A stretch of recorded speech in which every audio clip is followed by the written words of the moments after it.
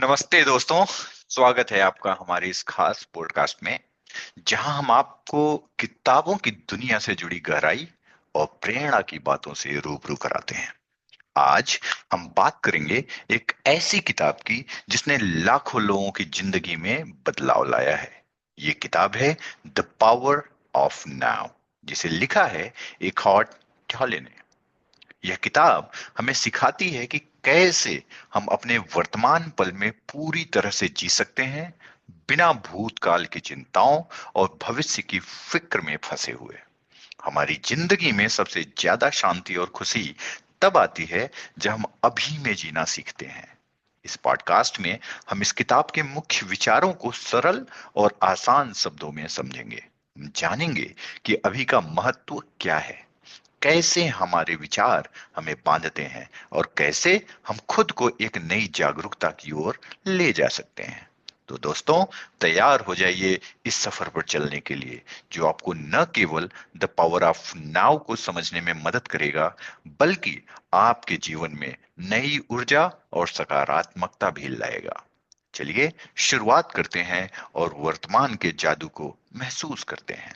The power of now book हमारे जीवन में मानसिक शांति, खुशी और संतुलन लाने का मार्गदर्शन करती है। इस बुक का मुख्य संदेश यह है कि हम अपनी शांति और खुशियों को सिर्फ वर्तमान क्षण में पा सकते हैं। हम अक्सर अतीत की गलतियों में खोए रहते हैं या भविष्य की चिंता में उलझे रहते हैं। इस कारण हम मानसिक तनाव और चिंता का शिकार हो जाते हैं। लेकिन अगर हम वर्तमान में जीना शुरू करते हैं तो हम अपने जीवन में जो चाहें पा सकते हैं।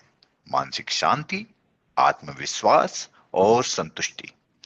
बुक के पहले चैप्टर में अगर आप देखेंगे तो बुक के पहले चैप्टर में एक हार्ट टाले ने यह संदेश दिया है कि अपने विचारों और भावनाओं से कहीं अधिक आपके थॉट प्रोसेस हैं। जब हम अपने विचारों को अपने अस्तित्व से जोड़कर उन्हें अपनी पहचान मान लेते हैं तो हम अपनी वास्तविकता से दूर हो जाते हैं। वो ये बताते हैं कि हम केवल अपने विचारों का अनुभव करने वाले हैं, और जब हम यह समझते हैं तो हम अपने मानसिक नॉइज से ऊपर उठ सकते हैं।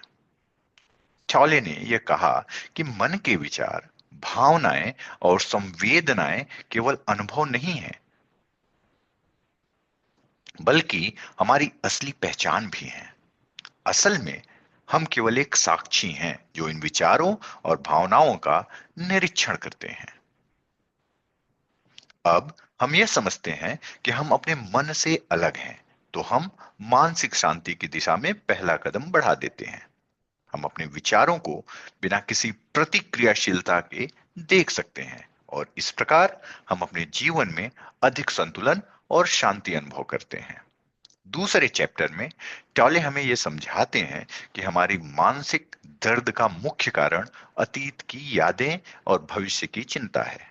हम अपने अतीत के दुखों को लेकर परेशान रहते हैं और भविष्य के बारे में भय या चिंता महसूस करते हैं। लेकिन जब हम अतीत और भविष्य को छोड़कर वर्तमान में जीने की कला सीखते हैं तो हम मानसिक तनाव से बाहर निकल सकते हैं। चौले ने ये बताया है कि हम जिस तरह से अपने दुखों और समस्याओं को अपनी पहचान बना लेते हैं, वो हमारी असल परेशानियों का कारण बनता है। हम अपने दुखों में इतना खो जाते हैं कि ये हमें परिभाषित करने लगता है। वो कहते हैं कि जब हम दर्द से दूर होकर उसे एक अनुभव की तरह देखते हैं, तो हम उसे अपने जीवन की कहानी का हिस्सा नहीं मानते, बल्कि एक बाहरी अनुभव के रूप में स्वीकार करते हैं। इस बदलाव से हमें मानसिक शांति मिलती है। टॉले का कहना है कि दर्द को स्वीकार करने से हम उसकी शक्ति को समाप्त कर सकते हैं। जब हम अपने मानसिक दर्द को नकारते नहीं बल्कि स्वीकार करते हैं, तो वो दर्द हमें कमजोर करने के बजाय हमारे भीतर की ताकत को उजागर करता है। और जब हम यह समझते हैं कि दर्द और दुख केवल एक बाहरी घटना है, तो हम मानसिक रूप से और अधिक मजबूत हो सकते हैं। तीसरे चैप्टर में ट्रॉले ये बताते हैं कि वर्तमान में रहने के लिए अपने अपने शरीर और मन को पूरी तरह से जागरूक करना होगा। जब हम अपने शरीर की हरकत और सांस को महसूस करते हैं तो हम मानसिक नॉइज से बाहर निकल सकते हैं।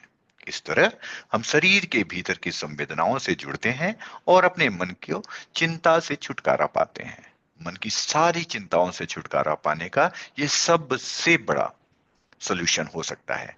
टॉले का मानना है कि जब हम अपने शरीर के अनुभवों को पूरी तरह से महसूस करते हैं तो हम वर्तमान में होने का एहसास करते हैं। हम अपने शरीर को पूरी तरह से अनुभव करना चाहिए। हमें अपने शरीर को पूरी तरह से अनुभव करना चाहिए क्योंकि यही हमें मानसिक शांति और संतुलन में ले जाता है। वो ये भी कहते हैं कि जब हम अपने शरीर को महसूस करते हैं तो हमारी बाहरी दुनिया के नॉइज से नहीं बल्कि अपने भीतर की शांति से जुड़ाव हो जाता है। चौथे चैप्टर में टॉले ने बताया है कि हमारा मन हमेशा हमें वर्तमान से बचाने की कोशिश करता है। हम भविष्य की चिंता या अतीत के पछतावे में खोकर वर्तमान को नजरअंदाज करते हैं। लेकिन जब हम अपने मन को इस मानसिक रणनीतियों को पहचानते हैं तो हम अपने मन को वर्तमान में ला सकते हैं। वो ये भी बताते हैं कि मन का उद्देश्य हमें अपनी समस्याओं से भागने की कोशिश कराना होता है। लेकिन जब हम इस बात को समझते हैं तो हम इन समस्याओं से डरने की बजाय उन्हें सीधे तौर पे स्वीकार करते हैं। वो ये भी कहते हैं कि हमें अपने भीतर के नॉइस को स्वीकार करना होगा ताकि हम मानसिक शांति प्राप्त कर सकें।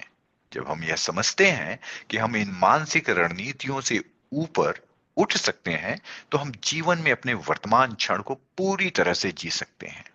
पांचवें चैप्टर में टॉले ने स्थिति की उपस्थिति के बारे में बात की है। स्थिति की उपस्थिति वह अवस्था है जब हम पूरी तरह से वर्तमान में होते हैं। ये चैप्टर दोस्तों बहुत ही इंपॉर्टेंट है। मैं आपके लिए एक बार फिर इस लाइन को रिपीट करता हूं। टॉले बोलते हैं कि स्थिति की उपस्थिति के बारे में स्थिति की उपस्थिति वह अवस्था है जब हम पूरी तरह से वर्तमान में होते हैं और हमारे मन में कोई विचार या चिंता नहीं होती है। वो कहते हैं कि जब हम इस अवस्था में होते हैं तो हम अपना पूरी चेतना और शांति का अनुभव करते हैं। टॉले का मानना है कि स्थिति की उपस्थिति हमें किसी भी अनुभव को पूरी तरह से जीने का अवसर देती है, चाहे वह प्रकृति का दृश्य हो, किसी व्यक्ति से बातचीत हो या कोई और कार्य हो।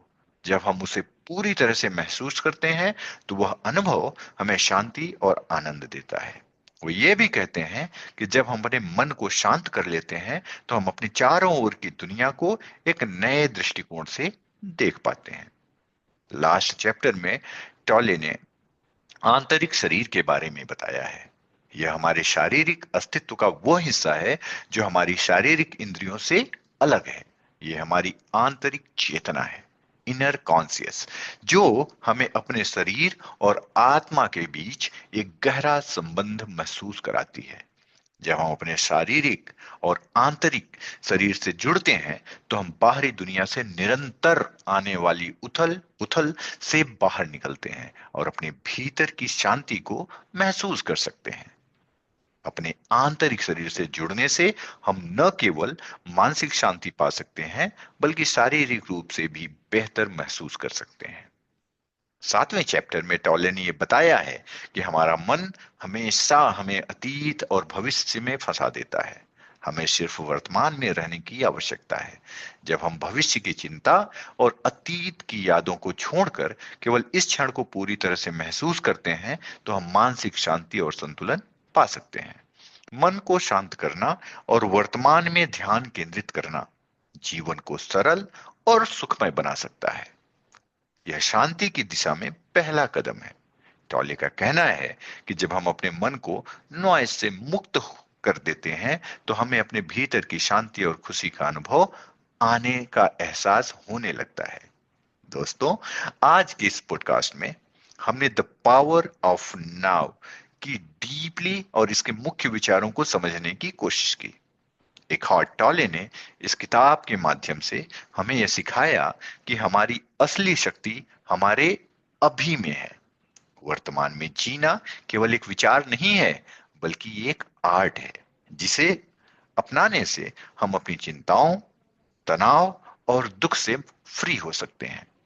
अभी के इस जादू को समझने और अपनाने का मतलब है अपनी जिंदगी को पूरी तरह से जीना।